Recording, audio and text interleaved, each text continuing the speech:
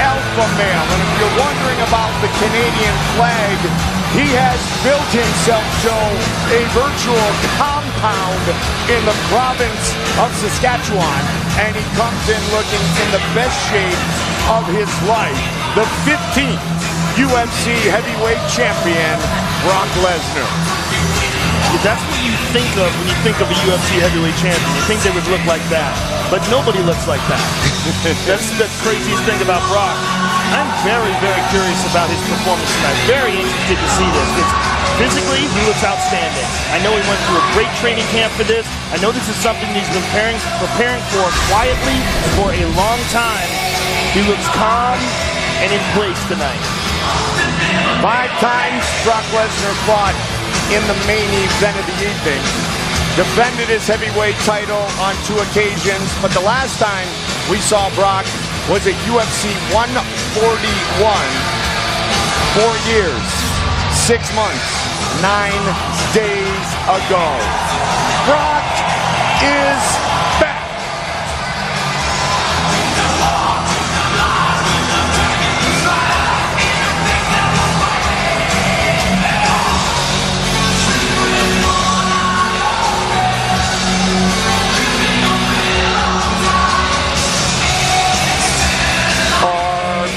Tape for this, our co-main event of the evening.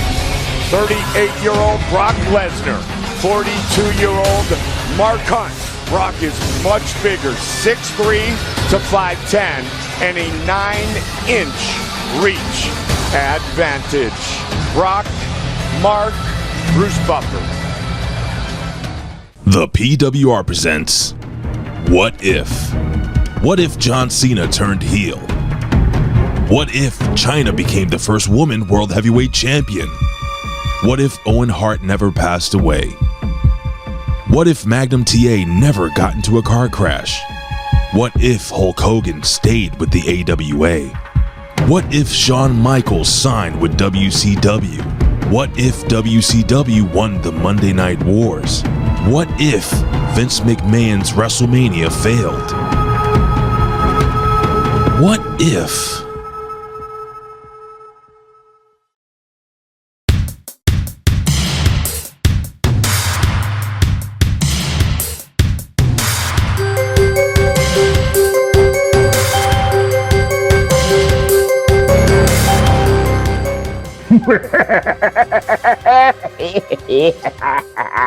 What is going on, damn Reflectionites? What is going on to the Vito-ites? excuse me.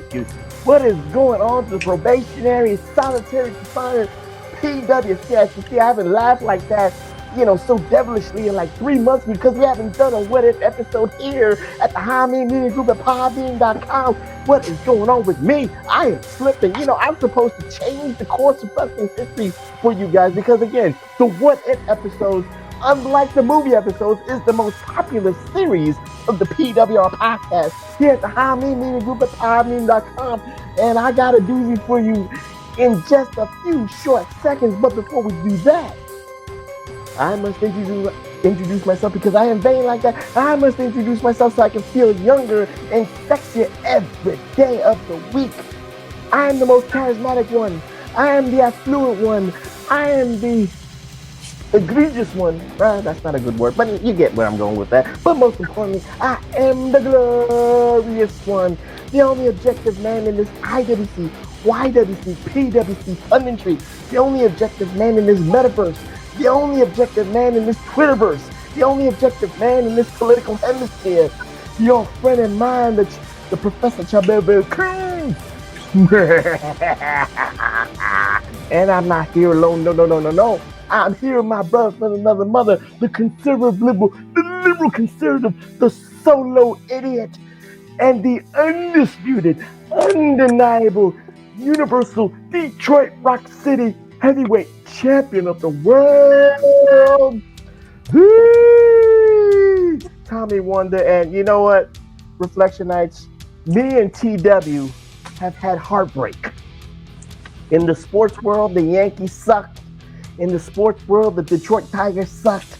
In the NFL world, the Jets suck, even though I'm not a Jet fan. And in the football world, the Detroit Lions got spanked by the Kansas City Chiefs. So it's been By the referees. well, I don't know about that. You know, the referees call it down the middle. Just like I'm objective, they call it right down the middle. Tell it to anybody that plays against the Chiefs. I'm just saying that's what it is. We call it right down the middle. It's most objective. But both our cities are having bad luck. But the Wings beat Toronto twice in regulation. Does hockey count, really? Does hockey count? I'm just greatest sport of it. I'm just saying. And before we even start this What If edition, I just wanted to say one thing because, again, this recording is going to happen in a couple of days. But what just happened, we just saw the last match ever, Bound for Glory, between the Hardy Boys and the Dudley Boys, or Team 3D TW. So, it's not about, what you saw in the match. The Hardys won. It was for the NXT and TNA tag team titles. It was a ladder match, all balls to the wall. But you know what? It's kind of funny, and it's apropos. We saw these two tag teams grow up in front of our eyes. It wasn't like we were kids, like 8 years old, and grew up with them. But we saw them in our, in that 18 the to 34. started when I started. Right. So we saw them mature in this business in the late 90s, the 2000s, and all that stuff. So TW, the end of an era just happened between the Hardys and the Dudleys, and well, at least for the Dudleys, because they gave their wrestling boots to the Hardys. They said that this no more for us, but you know how it is when they say it's no more. They might do one of those, fucking once in a lifetime comebacks. What say you about that? I mean, again, didn't they just do that again? I'm just saying. Didn't they just come back from not wrestling? It is what it is. Like you always say, no one really retires, but they gave the boots to the Hardys. They hugged, they cried. It was an emotional time at Bound for Glory. What say you? Just a quick 30 seconds to a minute about the legacy of two of the best tag teams in the history of professional wrestling. Well, it's just too bad. And I think if there wasn't such relentless fucking bitching and belly aching and shit talking by AEW, it would have been a perfect scenario for Edge and Christian to come out. Would have made it perfect, right? The two of them come out just to say, hey, fucking you guys are awesome. There was three of us, by the way, not just two. But I think they missed the boat. I think it's awesome that they had that moment, that they got that emotion, but having the Hardys win the NXT titles like days earlier, right? So that they could win the one tag team title they didn't win in WWE, right? They could have. This would have been perfect on all ends. You're doing a what if right now? Quick what if. Okay, go ahead. Dudley's win. Dudley's retire. Separates the belt, so you don't have to have the shit that you have to have when you try to make the titles on separate things again, right? Which, although I do love the Battle Royal ladder match or whatever, where the first team won them belts, second team won them belts. The only thing I would have done different is they should have got to pick which ones they grab, not necessarily, grab whatever. Anyway, and then Dudley's retire, and then TNA has a tournament for the titles, and WWE has a tournament for the NXT titles. It would have made two awesome tournaments for both shows. I was surprised to learn that pay-per-view had 8,826 or something like that. That was their largest attendance ever. I was surprised to hear that. I heard 7,700, but neither here nor there. It was a good number. It might have been 7,700. I don't remember, but all I thought is, wow, man, that's awesome that they set a record. But it's clearly working, the NXT relationship with TNA. And that was a great match to do it on. It's great for the Hardys to be tag champs in NXT because it does two things. It elevates the NXT titles, but it doesn't lower them because they're TNA guys. They're not winning the NXT titles like if Tommaso and Johnny Gargano went back there and won them. You know what I mean? That's a step backwards to go from Raw or SmackDown there. Whereas TNA, it's sliding in the back door, maybe to get one last run on SmackDown or Raw after. So the only critique you have is you wish that Tony Khan did a little bit of goodwill and offered, Edge and Christian to at least be part of this Glory match. I don't know that he was even asked, but everyone's working together everywhere except for those two. And obviously TNA's not working with AEW anymore either, which we all know that was a one-sided relationship anyways. Right. TNA got nothing out of that deal except for job. And I'm not gonna lie, there's a lot of times where I think, fuck, they're jobbing a lot of TNA guys on NXT, but there's long-term storytelling. Mike Santana finally beat Trick Williams. It was emotional. It's good stuff, man. I just wish Indy Hartwell would have beat Leilani Kai or whatever her name is. My Kalani Jordan. But anyway, we just wanted to give a quick Leilani Kai, motherfucker. Jesus Christ. But anyway, we just wanted to give a quick synopsis of Bound for Glory. Again, we've grown up in this business, TW. Our fandom, and you was in the business, so you've seen the Hardy Boys, mature for their ages. And of course, you're happy to see at least Matt and Jeff in a good space right now, especially with Jeff, because sometimes those demons gave himself to Christ. Right.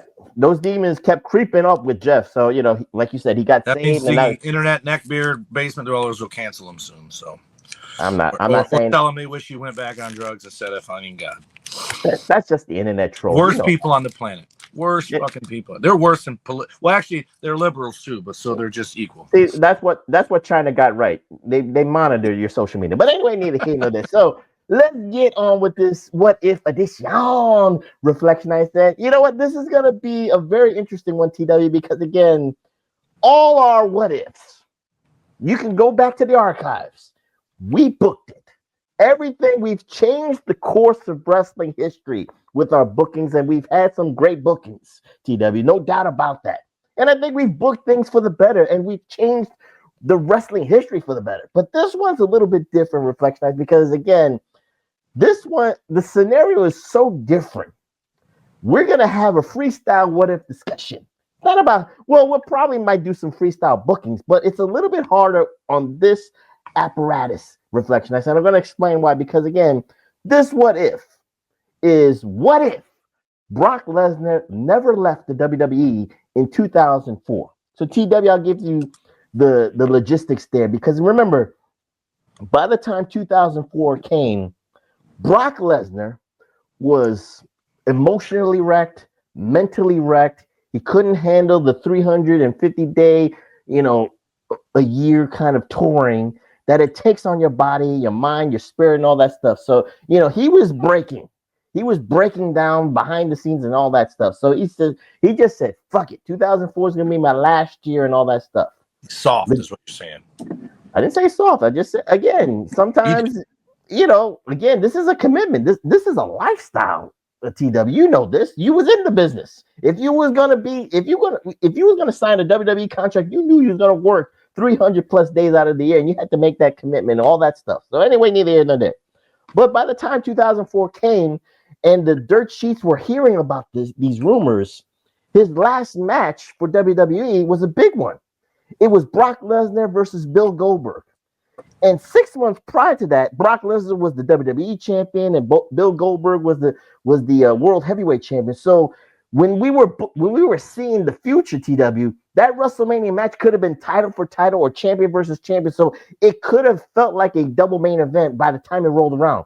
But then you just noticed certain things happening. Goldberg lost the title, and then Brock Lesnar lost the title to Eddie Guerrero. Rest in heaven, Eddie Guerrero. But again, neither here nor there.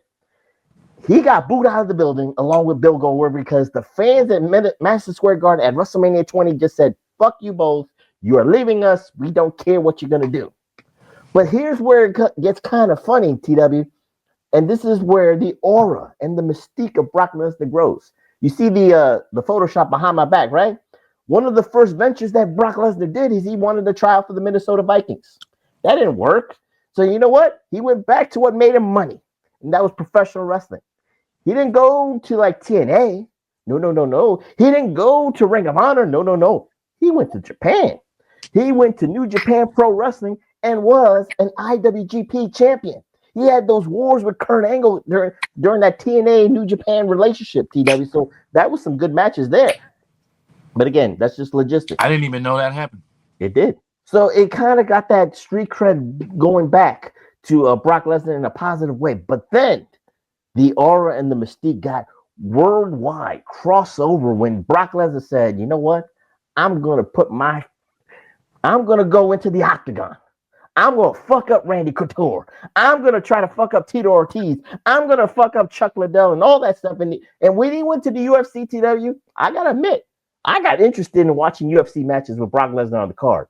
Because, again, he was from WWE, so I was rooting for Brock Lesnar, the WWE guy. And when he won that UFC title, yo, this man's stock rose that he didn't even know it was rising and all that stuff. And he lost his first match. Quick. Yeah, he lost his first, but he won the UFC title like in his second or third or fourth match. Oh, no. So, the guy he lost to got his ass beat and then caught him in a pick. An ankle pick, and he tapped.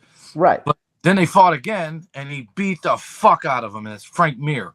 Right. And then he fought Randy Couture, who's my favorite.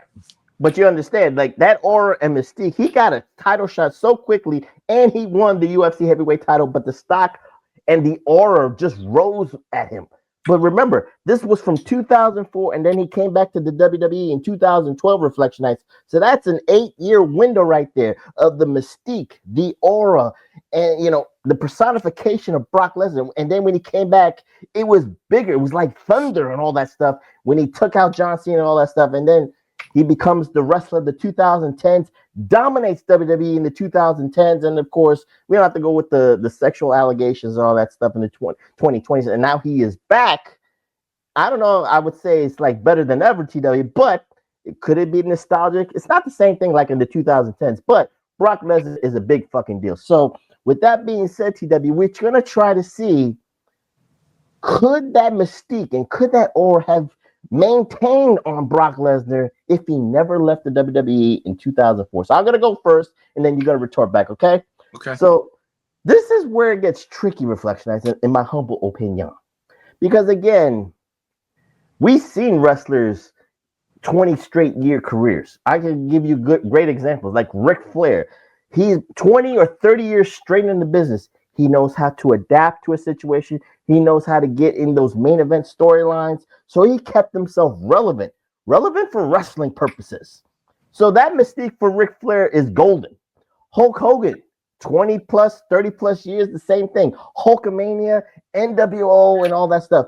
But no matter where he went, the aura of Hulkamania never dissipated, TW. You understand that? It always was top level or mid to top level stuff like that. So that's an easy thing. So to me, I don't see Brock Lesnar like waning, like he's a main event guy and then he's gonna go down to the bottom of the barrel. No, I don't see that. Yeah, never. He's gonna be a mid to main event level guy, even if he stayed in the WWE since 2004. Because again, it gets tricky because then you got social media, then you got internet trolls that gonna mock Brock Lesnar for his wrestling style and maybe his lack of wrestling matches, you know, no 5-star matches, for Dave Meltzer and all that bullshit and all that stuff. So, you know how those internet trolls will be. But again, it's kind of tricky to say, is that aura even in comparison to maybe The Undertaker?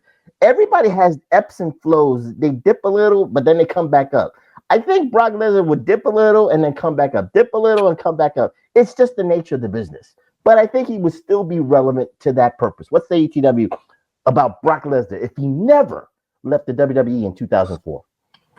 Well, I now that I see the window isn't that it's not that big of a window, right? For one, he left, went to the Minnesota Vikings, and got cut right before week 1, right? I think he played in the preseason. Which, side note, one of my favorite human beings ever. I don't know if I've ever said this on the show. And there's a reason. I just think he's a phenomenal human being. I'm sure he's got skeletons that some fucking nerd will remind me on the internet. But one of my favorite human beings is Shaquille O'Neal. And Shaquille O'Neal, when he came out of college, LSU, everyone knew he was going to fucking, I don't know if they knew he was going to win an NBA championship, but they knew he was going to be a big deal in the NBA, right? And he was. And in multiple places. And he seems like the kind of guy that could get along with anybody or everybody. But much like Chris Jericho, much like you and me, your dream was to be a referee. If you succeeded somewhere else and the opportunity arose for you to be a referee, you'd fucking take it right now. You'd take it, right? Absolutely. And so I grew up, I wanted to be a wrestler. I wanted to be in a band. I wanted to do one or the other. I chose wrestling. Had I made it in wrestling, I probably would have done what Jericho did too and tried to make it in a band. Not as a career, even though I think he's kind of doing that too, but just so I could tour and play and people would want to come see me. It would have been fulfilling another dream. So when Shaquille made it to the NBA and he basically was, he's one of the best of all time, worst free throw shooter. We all know this, but he won championships. And this dude had two other dreams: to be an actor and a rapper. And the motherfucker used his own money to make his own rap album with his friends from college. I don't know if Onyx got signed on their own, but he didn't sign some shit deal like a Hasselhoff or whoever else that just takes the check and doesn't matter how it turns out. The dude, and one of my favorite rap songs of all time is "What's Up, Doc" with Shaquille and Onyx. I think is it Onyx? No, Fushnickets, not Onyx. Fushnickets.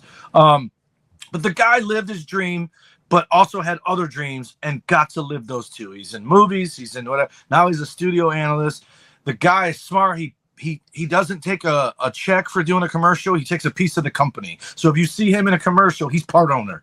And one of the coolest things he ever did as a kid growing up in the hood, knowing if I showed up to school with shoes any other than Nike or Converse or Adidas or whatever, I was going to get mocked until I begged my mom to buy me some, somewhere. Shaq was like, fuck that, and made his own shoe and sold it at Kmart. And that, to me, as a little kid, if he would have done that when I was a little kid, he would have saved some people a lot of bullying, and they would have been able to wear them shoes to school when I was a kid. But he was young. He's younger. He might be younger than me. But my point is, Brock Lesnar, that picture behind you, God bless him, man. It's so hard to make it just to where he made it. Did his name get him there? Absolutely. But if that was all that got him there, he would have been first cut.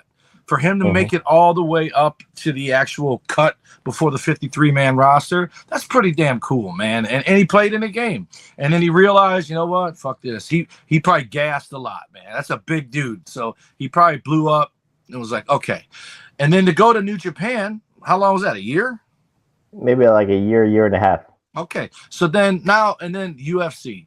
Here's the thing about UFC. The difference between him and Punk, that guy has a wrestling background. Randy Couture, Matt Hughes, wrestlers. Other guys there.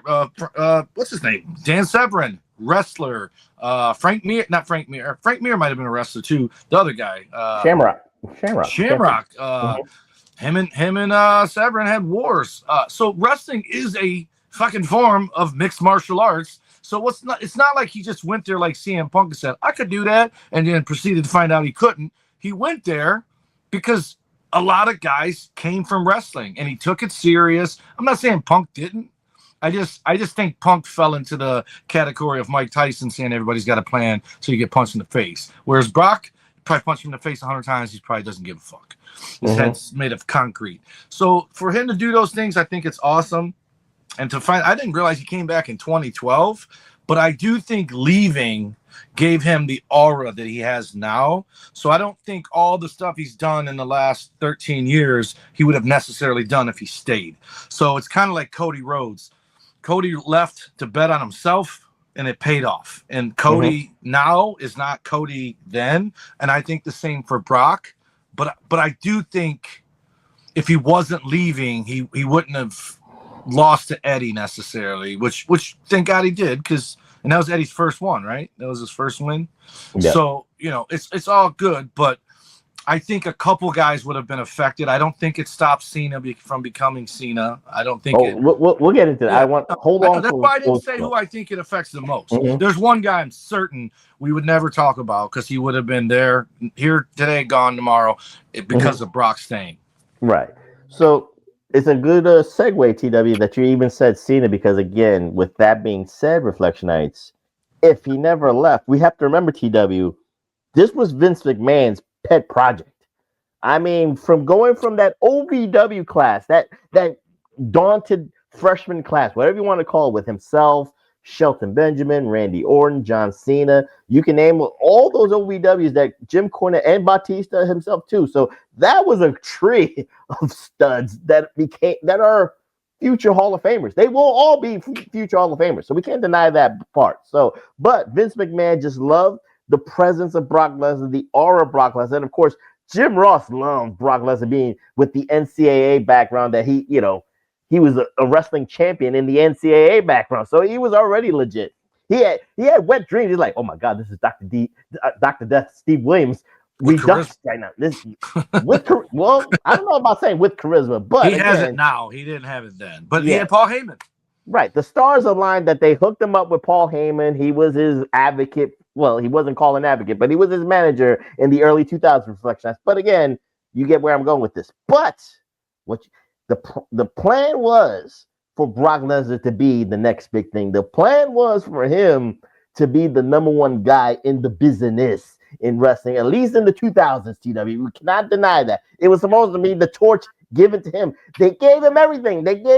He was the youngest world champion at that time before Randy Orton beat his record when he defeated The Rock. I think he was 20, was he 24 or 25 when he beat The Rock? But you get where I'm going with that. He was young. He was young, and being that world champion in 2002, he got the rocket ship push and all that stuff. He beat The Undertaker at Hell in a Cell. He beat The Big Show a bunch of times, and that match, those matches against The Big Show, Reflectionites, made Brock Lesnar more legit because he can handle a 500-pound, 7-foot dude, and it was realistic and all that stuff. Cena. It also helped Cena get over.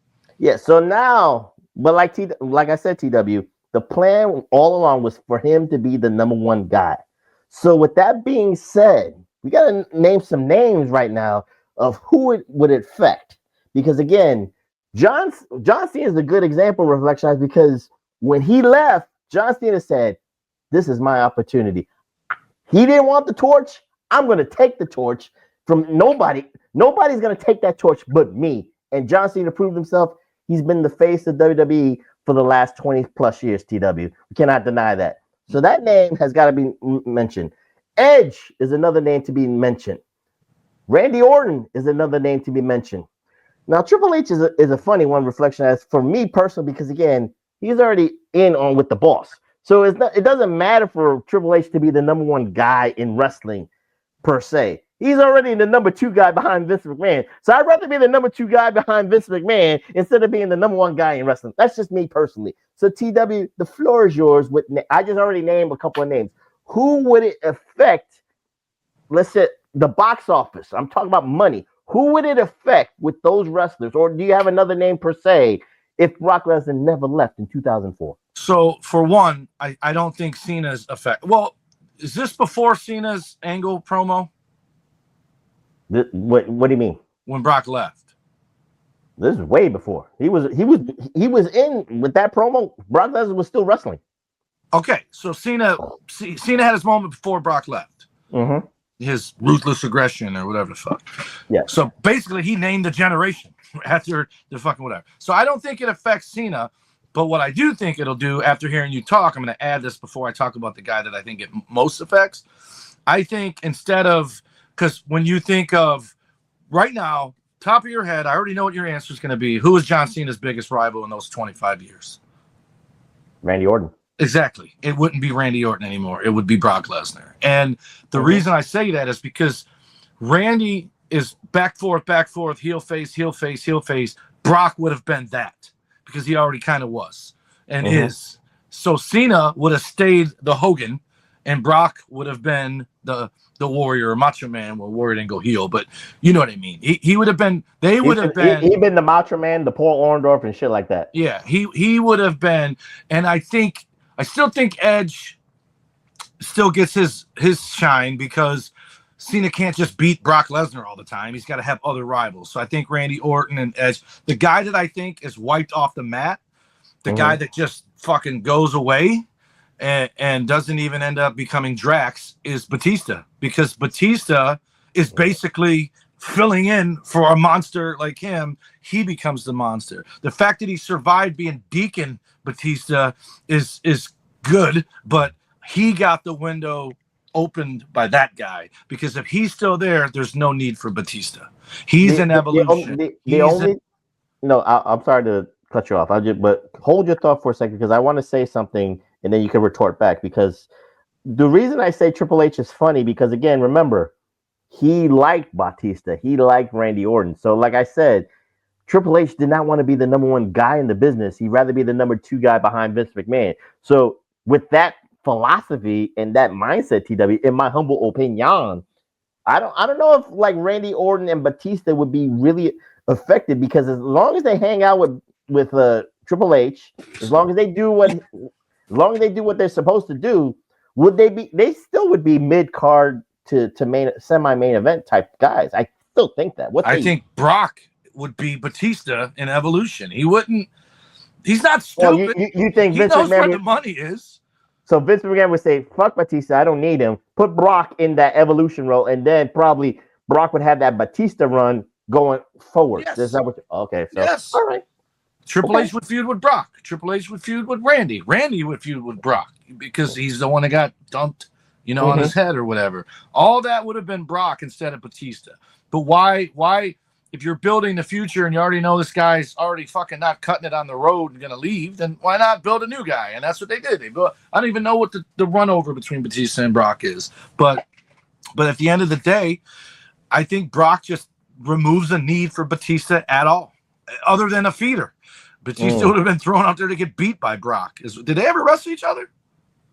I know in OVW, I think they clashed a couple of times. Leviathan against Brock Lesnar. Right, but maybe nothing in SmackDown or Raw. Maybe dark matches. You know how those opening dark matches that you might. Well, that's a missed opportunity. We would have got that. We would have got Brock versus Batista, because if they were in the same class, obviously Batista and him were there at the same time, at least nearby. Would his name be Batista, or would it be Leviathan, the way Jim Cornette had him going, like being the Undertaker type of guy? That's the question. There you go. He might have stayed Leviathan. They all get their fucking. It's weird to me because Seth did too, didn't he? What? Wasn't Seth changed? Or no, he was Travis Black or some shit, and then became Seth Rollins. He was Tyler Black in the Indies, and then changed his name to Seth Rollins for WWE. Roman had two different names in Florida. He had a different name, didn't he? Joe Anoy. He was just Joe Anoy. No, he was Joe. Yeah, he was his real government name, Joe Anoy, and then turned into Roman Reigns. FCW to then NXT. Then they changed it like that. So again, it's a funny kind of thing to think about, TW. So good. This is a good example of stuff. So let me see if I can think of a name in the 2000s that might be affected within. Because again, here's a good question. I know you would like this because again, we know the reality of this, right? TW, Kurt Angle. Now, one of Brock Lesnar's best feuds, again, it main evented WrestleMania. Again, I just told you legit. He almost died. That's the thing. It main evented New Japan, but for Kurt Angle, we already know that Kurt Angle said, I had to leave WWE or I was going to be one of those under 40 guys dying with painkillers. But if Brock, that guy, he was fired by the WWE because he wouldn't stop taking them. No, well, again, you say fired, but Kurt Angle says I quit. Because of the situation. Let's go with Kurt Angle's I quit. Okay. So if he quit, he wouldn't have showed up in TNA a week later, dude. I'm just saying, let's just go with Kurt Angle's, all right? It's a happy moment. But I'm just asking if Kurt Angle, this is again another what if. Those special rivalries, just like we just said, like John Cena and Randy Orton has been going down for 20 years. If Kurt Angle was not affected by painkillers, and he really controlled his habits and controlled his demons, would Brock Lesnar versus Kurt Angle be the WWE rivalry of rivalries of the 2000s going into 2010? What say you? Of course. Who left first, Brock or Angle? Brock. Oh, really? Yeah, 2004 he left, and then Kurt Angle left in 2006. Yeah. So Kurt probably missed Brock. So they probably did have some chemistry, and then wrestled each other in New Japan. You say? Right? Yes, they did for the IWGP title. So if he left in 2006, when did he go to New Japan? 2005? Who, Brock? Yeah. No, 2006 himself too. Oh, so he was gone for 2 years from wrestling and then came back. I thought it was right after he got cut by the. No, he didn't go right after. Remember, he still had time to find himself, all that stuff mentally and physically and shit like that. So again, this is a good freestyle discussion, Reflectionites. Again, we might have had the Randy Orton John Cena rivalry with Brock Lesnar and Kurt Angle if Kurt Angle was, staged so straight. if you go decade by decade, 80s biggest feud. If we stick with WWE, because 80s biggest feud is fucking Dusty and Flair because it's the fucking whole decade, right? But it's Hogan and Macho Man has to be it. If fucking Hogan Macho Man has to be the 80s. Like if they had rivals of the 80s, they would be the fucking head cover. The 90s is Bret and Shawn. The early 2000s is Austin Rock, and then it's fucking Cena Orton ever since. So you maybe you push Cena Orton down the road, and it's Angle and Brock there, and then later Orton and Cena. Right. So we could change a couple of little histories here too, because again, one of the big histories, TW, that another what could have been, but again, business-wise, politics, and all that stuff. Since you just said the name Stone Cold Steve Austin, was Stone Cold said, "Fuck it, I don't want to lose to Brock Lesnar." So we're now putting this scenario out here. Now hold on, he's a no. He didn't want to not lose to him. He didn't want to lose cold on a Monday Night Raw with no build. Now you want to change all the perception, but anyway, neither here nor there. But that's the reality. Let's just say maybe because if Brock Lesnar stayed in the WWE, there was these little pockets of moments where Steve Austin was like the GM and all that stuff, but he still got physical. Do you think maybe in 2005 or 2006 he would have had one more match in him to have that match to make money at a SummerSlam or Survivor Series or Royal Rumble or WrestleMania if he wanted to get at Brock Lesnar? Would it for money? Absolutely. How would we make it make sense, TW? How, after what you said, he took his ball and went home because he didn't want to lose to Brock Lesnar at that time. How do you build that moment? You bring that up. You have Brock call him a chicken and a coward, and Austin's like, "Fuck you, motherfucker, let's go." And Brock going, Nope. You had your chance. And then finally Austin goes through all hell and back to get a number one contender spot and then gets to fight Brock and then gets fucking crushed like Cena and Orton. Which pay-per-view would you be satisfied for that kind of scenario? Wasn't it like October when he left and wouldn't do it? September, October? It was like the premiere of Monday Night Raw or some shit. No, they were doing like a King of the Ring type of thing. Oh, so that happened June? That was around July. It was in the summertime of 2002. And he came back in October. No, Austin came back at at Royal Rumble 2003. He was gone for a year? No, he was gone for like 6 months. Yeah. Oh, the rest of the year. So when does where does he finally win the belt, Brock? Brock won the belt in SummerSlam 2002. Oh, so he's already got it. And then Austin comes back and starts going, "All right, motherfucker, I'll wrestle you now." And he goes, nope. And then doesn't win the Royal Rumble. And you have Brock be the reason. Remember Sid pulling Hogan over? You have Brock do that. Like, "All right, I'll take your match." And then pull him over and then somebody else wins. And then he doesn't get him at WrestleMania. So he gets him at SummerSlam. Full circle. Or King of the Ring. Well, maybe was going to be a King of the Ring qualifier and he beat Austin? See, that makes me understand why Austin. That's even more. This guy fucking won the King of the Ring, and now you want him to not even qualify for this shit with a loss? Just don't have him in it. Well, you're trying to book it and make it make sense, and you just did. So you got the history. You use that history to your advantage. Yeah. You already said that Brock Lesnar would be the shit heel. Yeah, I don't need you. I don't want to fuck you. I was going to wrestle you back in October. You started June and you left, motherfucker. Fuck you. And then come out when there's just two guys left. Doesn't even have to be two guys in the Royal Rumble.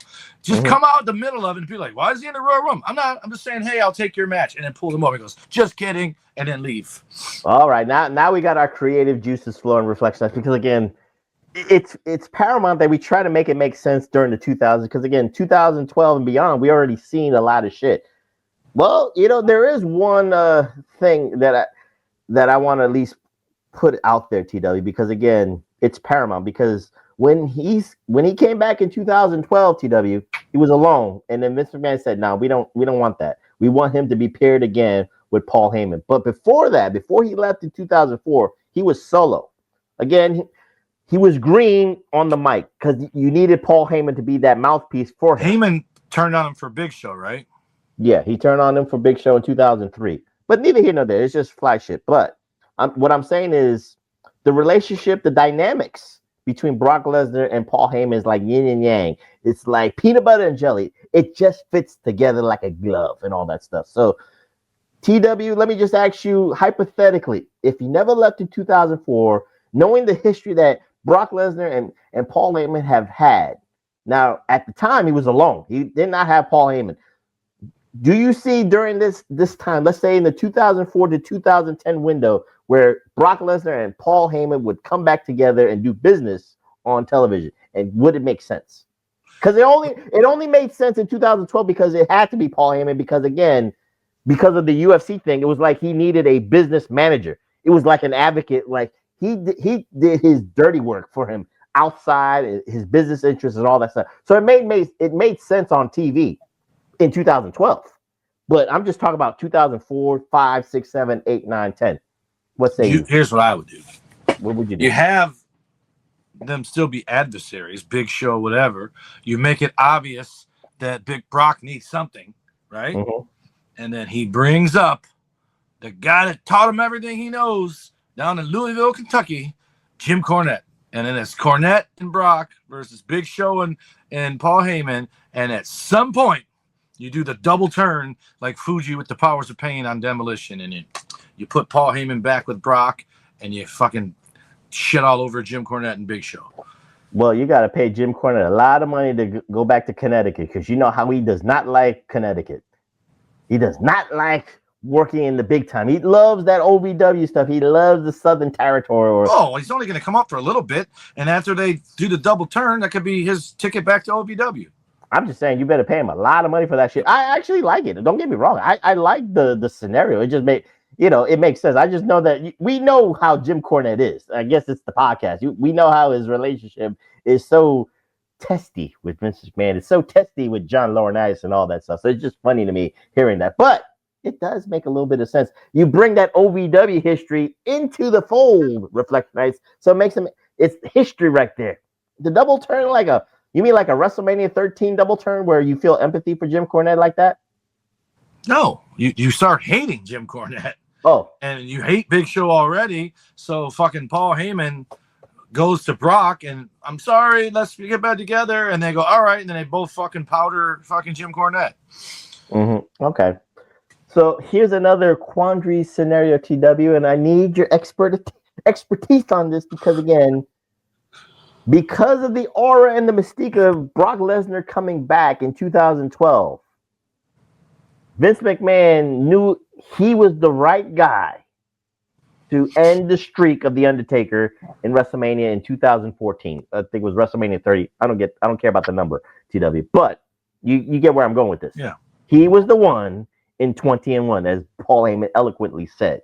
So what say you, in your humble opinion, during the 2000s, in that window, like 2004 to 2010, is there a scenario where you say Brock Lesnar is the man to defeat The Undertaker earlier, quicker, and then that the undefeated streak is gone? Because we don't get the Shawn Michaels stuff. We don't get the Triple H stuff technically. No, and all that stuff. I think they did it right. And here's the thing. Did they ever wrestle each other at WrestleMania before that? They had Hell in a Cell matches in the 2000s. No, at WrestleMania. No. Okay, so you just keep them away from each other, right? Mm-hmm. Because you kept Shawn away from Undertaker, right? You still do all that stuff. The only thing I don't like everyone's mad, Brock didn't need it. Well, fuck that. That made people hate that guy, right? And he's never been a babyface. He came back as a babyface for a fucking day, and then broke Cody's arm. So it's like he's just a natural heel, right? And it just basically it worked. The only thing that ruined it is having fucking Roman beat him a year later or whatever fucking year that was. You either have just Roman do it, or you have Brock do it and no one ever do it again. Because now that both of them did it, it's fucking garbage. I'm glad Cena didn't. I'm glad AJ didn't. I'm glad, he went out with a win, But having two losses now doesn't make Brock beating him special, and it doesn't do anything for Roman either. You beat him after he already lost. So technically you want him to have a match with Undertaker in WrestleMania, but lose to The Undertaker during that window of earlier. Mm-hmm. And then years later go, fuck you, I'm ready now, and then beat him. Oh, okay. So get the revenge years later, like Triple H tried to do, but failed to do Yeah. He does it. So it kind of might go a little bit longer, maybe 2017 or some shit like that, a little bit longer or whatever that shit would be. Yeah.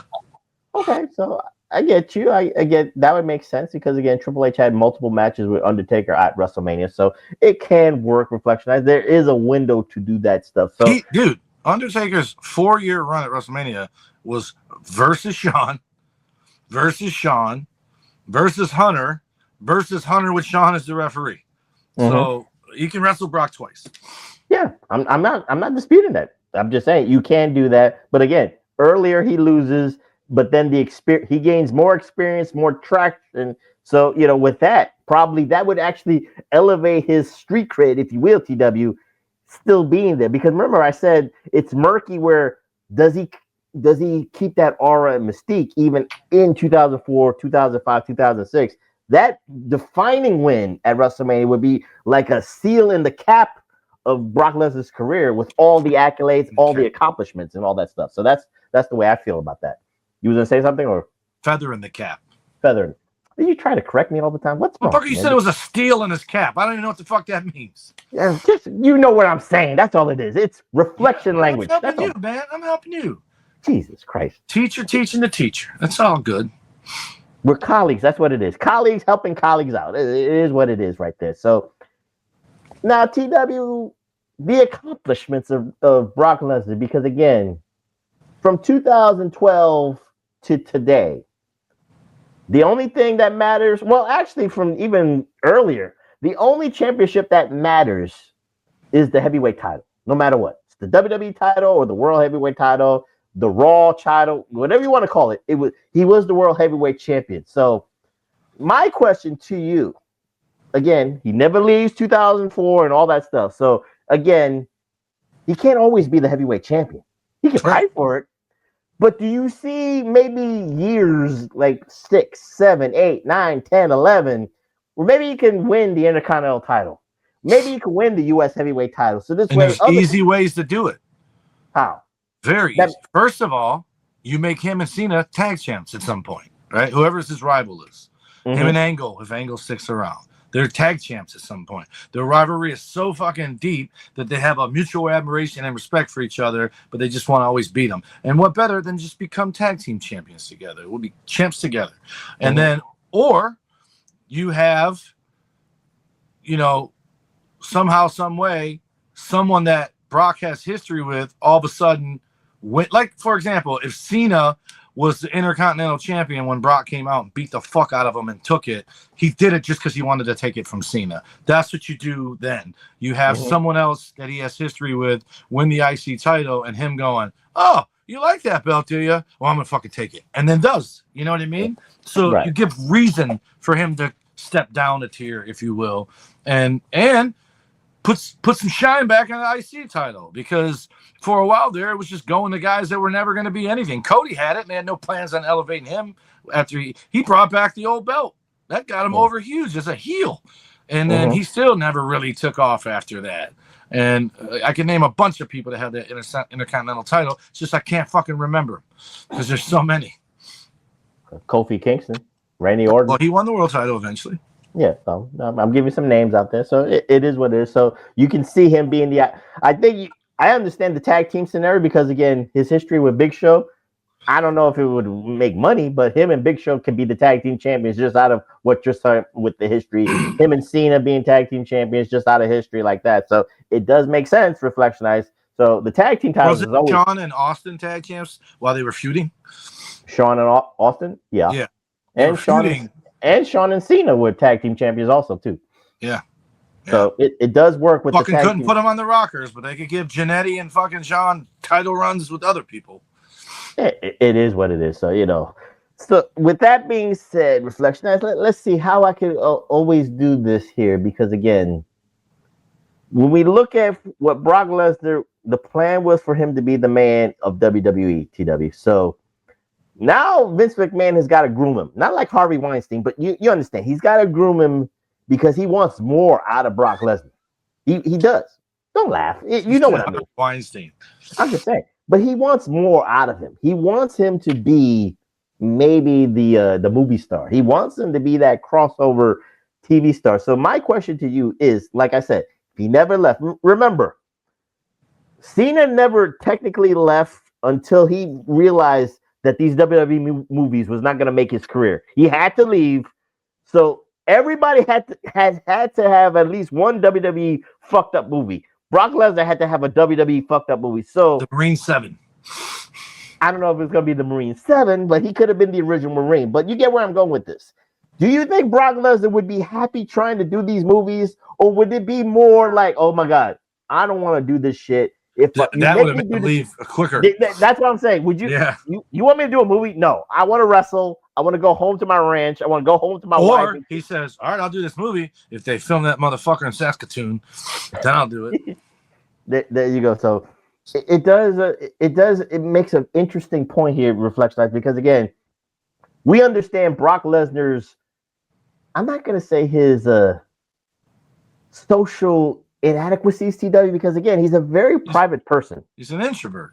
He's very introverted and all that stuff. So, it is what it is about Brock Lesnar. So again, but you understand where I'm saying Vince McMahon wants more out of you. He wants you to do a WWE movie. Miz said, fuck it. Give me the Marine franchise. I'll take it.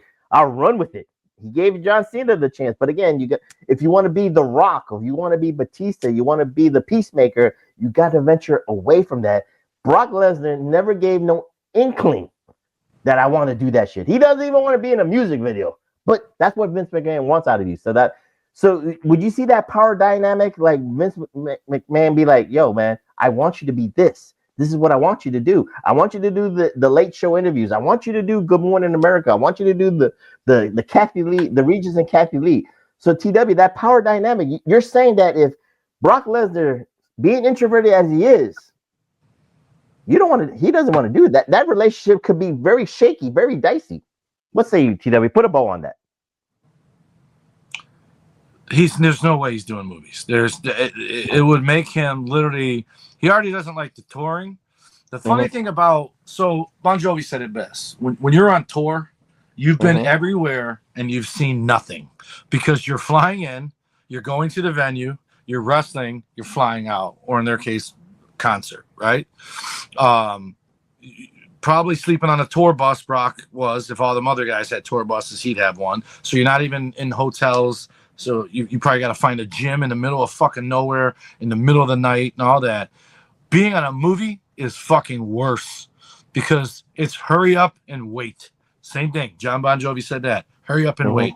The guy started smoking in his 30s out of boredom from sitting on movie sets going, you ready yet? You ready? No. He smoked to stay awake because he was bored out of his mind, stuck in the little RV waiting for his scenes to film and all that.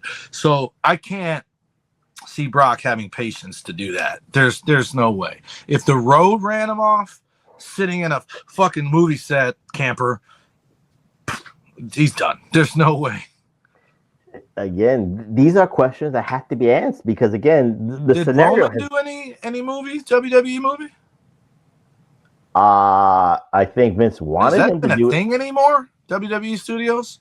Well, now with TKO, no, that disbanded and that went out of business. You could say so. Wasn't maybe that Shane's wife's shit? I have no idea. It probably could have been, but I don't. The one with the Rock, the Scorpion King. But Marissa something.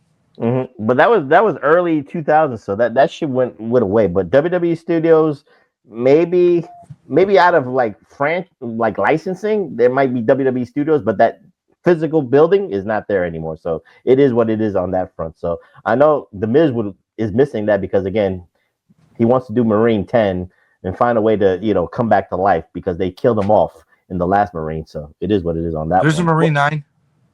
No, it went to 7, but he died in that one. So maybe they resurrect him somehow, some way for Marine 8. So you watched all that shit, eh? Yes, I did. I didn't even make it to a Miz. I watched the fucking John Cena one. It wasn't the second one. Did you just give me an idea for a movie? I'm gonna give you a Miz Marine movie. I just gave you a Miz Marine movie. So our least popular one. So TW. Let's ask this question because again, the scenario 2004 to 2000, let's say 11 is set in stone. We gave certain scenarios now. He's that straight run from, well, let's say from 2002 to 2025 TW, what say you about the way he does business? Totally 100%. Like, how much of does he do the kind of business? Like, remember, Steve Austin, there was a certain point in time that Steve Austin did not want to do, like you just said, he did not want to take a cold loss at King of the Ring. Do you think there would be in this run, let's say if he never left in 2004, where Brock Lesnar would have been like, fuck you, Vince, I'm going to take my time, I'll take 3 months off, come back to me when you got Austin the ref in that match? Which one? Brock and Goldberg. Yeah, he was. And he was done wrestling by then, right? Technically, yeah, he was, but he still did his stunners and shit like that.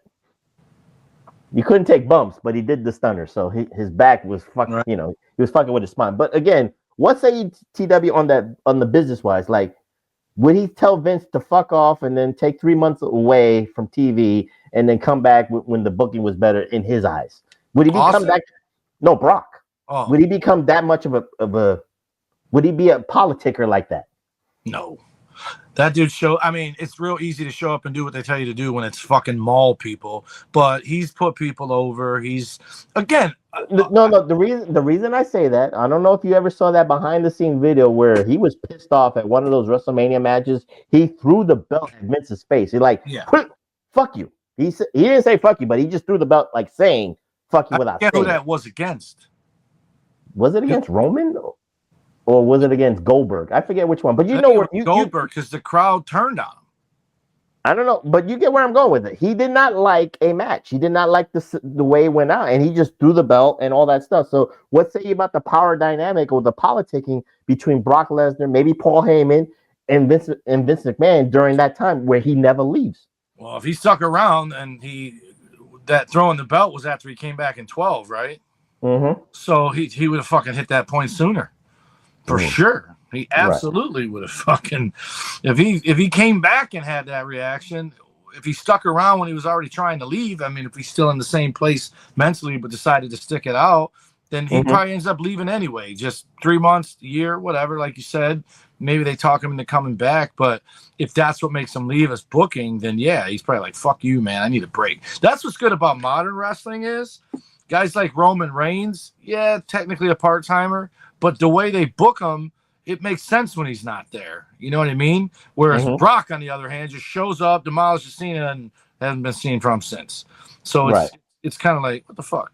But there was also backlash, so they might be keeping him on. They changed the name of a fucking pay-per-view because of the fucking idiots on the internet bitching that it was called Invasion on October 7th or whatever the fucking date was. You know that, right? That's why they changed it to Showdown? Yeah. Well, Israel has the power, so that's what it is. But it wasn't Israel. It was the fucking neckbeards on the internet. That's insensitive. Oh, yeah? The other day you were fucking chanting Free Palestine. Now you're mad because they got a fucking show called Invasion on the fucking day that your Palestinians invaded? That's great. I'm just saying, blame Israel on that one. But anyway, neither here nor there. So, with that being said, TW, the floor is yours. Are there any matches during that time period that you wanted to see Brock Lesnar have before he left abruptly in 2004 with that time frame?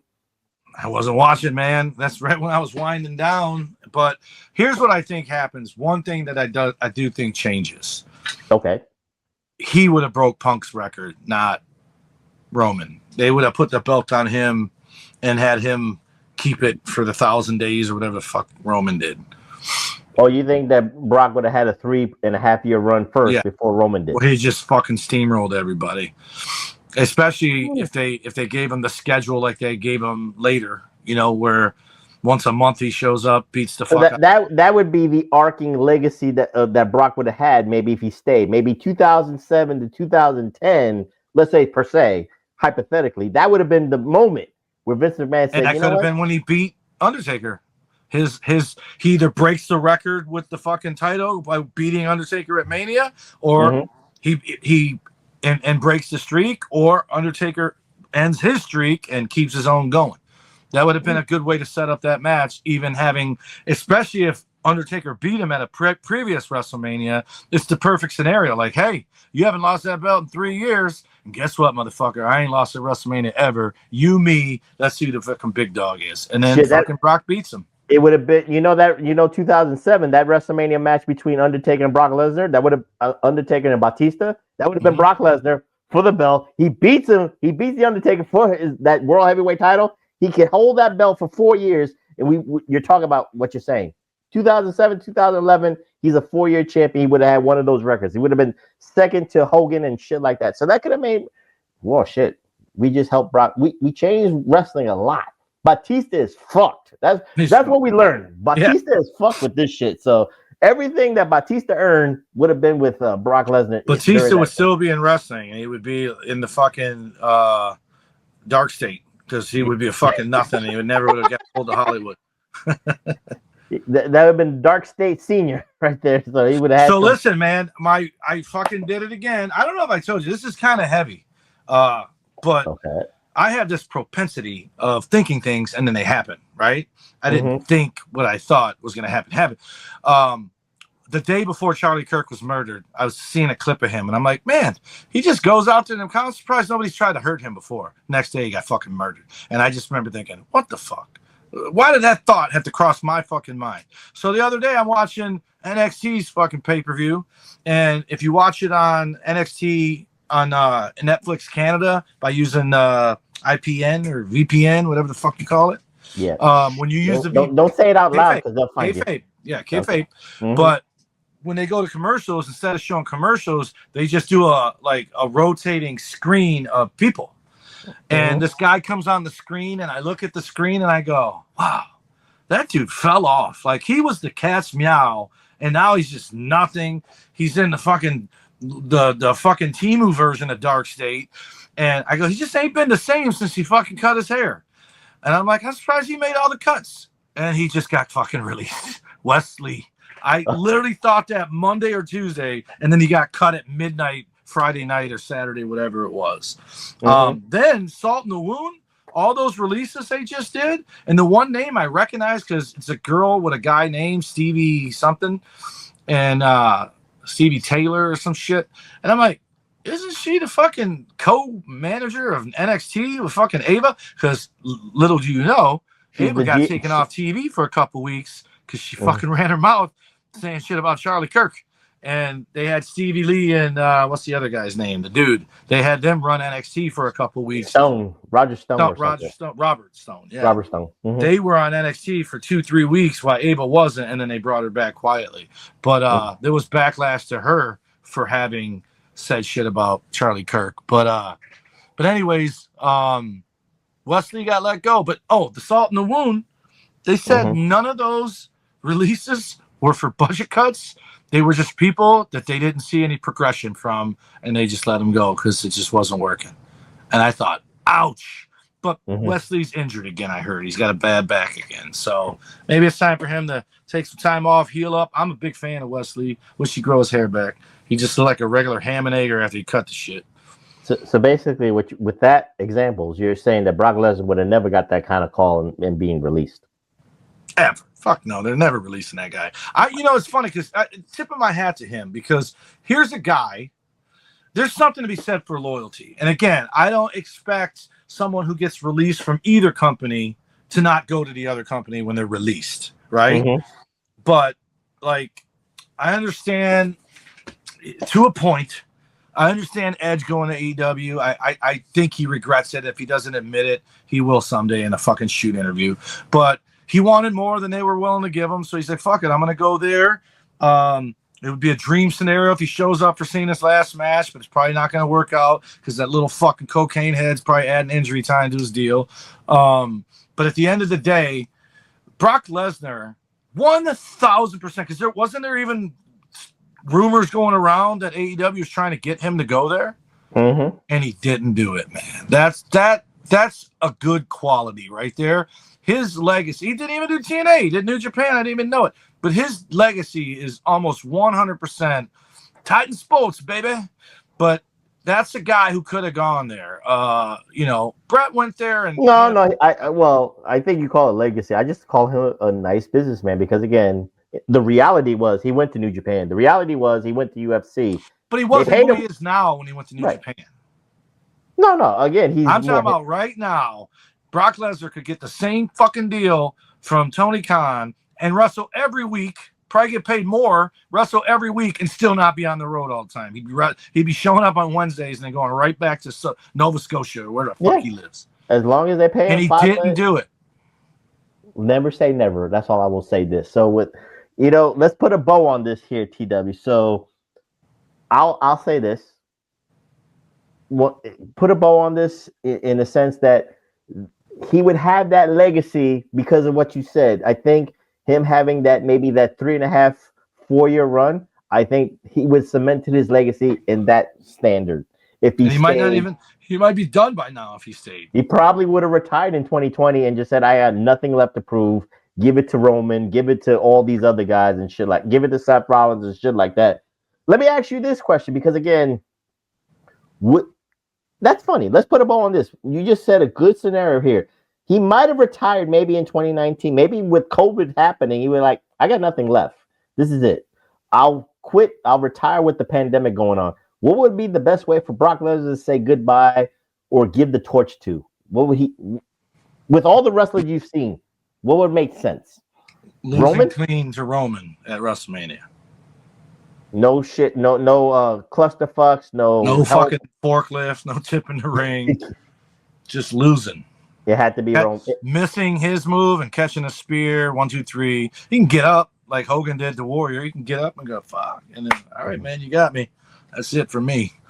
And then he can retire gracefully and be in the Hall of Fame and all that stuff. So, okay, so with that being said, there's nothing left to change history because, like I said, this is a freestyle discussion, and we close on this What If edition here at the PWR podcast at the HAMIN Media Group at podbean.com. So, what we're going to do next time? I'll keep you on your toes, Reflectionites. I'll keep you on your toes. So, TW, give out those socials so we can finally get out of here. All right, you can follow us by following the Pro Wrestling Coalition Network at PWC Network at podbean.com. Find HAMIN Media Group at podbean.com, as well as HMG is on channelattitude.com. Our show's on the X at PW Reflection. You can find Big Ray Hernandez all over the internet at Big Ray Hernandez on any social media platform. He's there. Is he on Blue Skies and Rumble and Truth Social? I think he's on all of them. Either way, if he's not there, he's not there. But if you type in that Big Ray Hernandez, you'll find out immediately if he is. And every Wednesday he's live with the Next Level podcast. Every Tuesday, the Raw Recap on his Netflix. I'm not his Netflix, on his YouTube.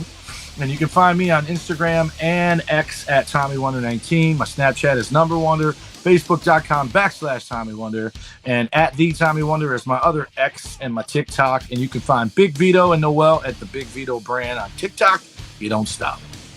And you can find me on, you see the link below, youtube.com/@Pro Wrasslin Reflection.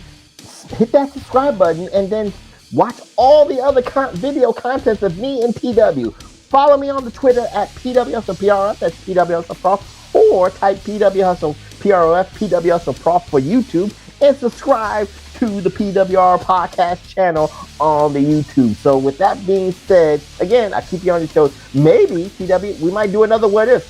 What if TW was part of the Edge and Christian group in the WWE? How's that? Could we do that one next week? It'd be a whole different life for me, man. I had the chant, not in WWE. I want to put you on the spot. Could we book you like? I don't think that would be a good show. Okay, first of all, 7 people know who Tommy Wonder is. That's it. I tried. We could start a show off with that. Here's what would happen. I would have been Spike Dudley. I would have taken every table. I would have taken every fucking balcony bump. Although me and Christian are probably about the same size, but you sell yourself short, TW. You sell yourself short. I would try to change wrestling history for the better. And then TW had the mansion. He would have the jacuzzi. He would have 5 women and all that stuff in the jacuzzi. But with that being said, we gave you an extra what if edition. But again, I'm gonna just keep you on your toes. I'll keep TW on his toes for the next episode. So with that being said, I'm the professor. That's Mr. Wonderful, the solo idiot, Dr. Frickenstein, and the undisputed, undeniable Detroit Rock City Universal Heavyweight Champion of the World, Tommy Wonder saying good night, and we'll see you next time here at the PWR podcast at the HAMIN Media Group at podbean.com. Peace. Peace.